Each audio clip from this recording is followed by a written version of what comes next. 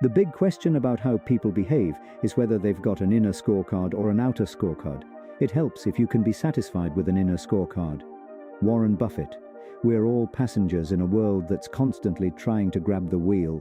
Social media likes, peer pressure, societal expectations, they're all backseat drivers, shouting directions at every turn. But here's the kicker. Most of us don't even realize we've given up control. Your environment shapes your thoughts more than you might think. As Charlie Munger once said, in the ordinary course of life, you're going to get a lot of wisdom merely from your own experience and the tendencies of the world to push you toward the mediocre. It's a sobering thought. Left unchecked, we naturally regress to the mean. This is where the inner scorecard comes in.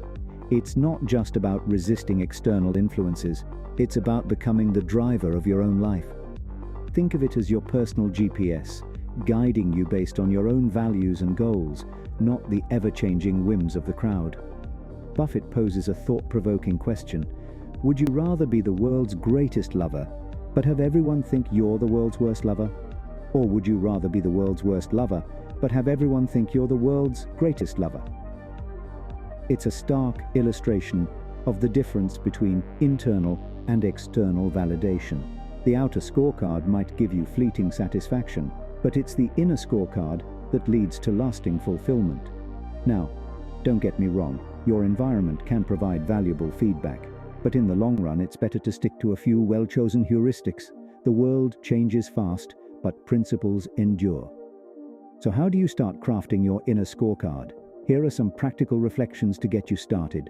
1. Identify your core values. What principles do you hold dear, regardless of what others think? These are the foundation of your inner scorecard. 2. Set personal standards. For each area of your life, what standards would make you proud, even if no one else knew about them? 3. Reflect on past decisions. Think about times when you've gone against the grain. How did it feel? What did you learn? 4. Imagine your ideal self.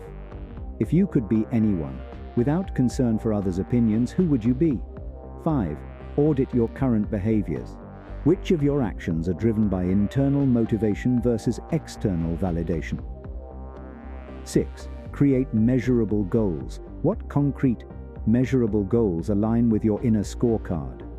7. Plan regular self-reviews. How often will you check in with yourself to ensure you're living up to your own standards? Remember, developing an inner scorecard isn't about ignoring the world around you. It's about creating a stable core that can weather the storms of external opinion. It's about being able to look in the mirror and feel satisfied, regardless of the applause, or lack thereof, from the crowd. In a world that's constantly trying to mold you, having a strong inner scorecard is your best defense against losing yourself. It's not always easy, but as Warren Buffett's success shows, it's worth it. So what will your inner scorecard look like? Make sure to create now a 1-hour calendar event to review your inner scorecard monthly.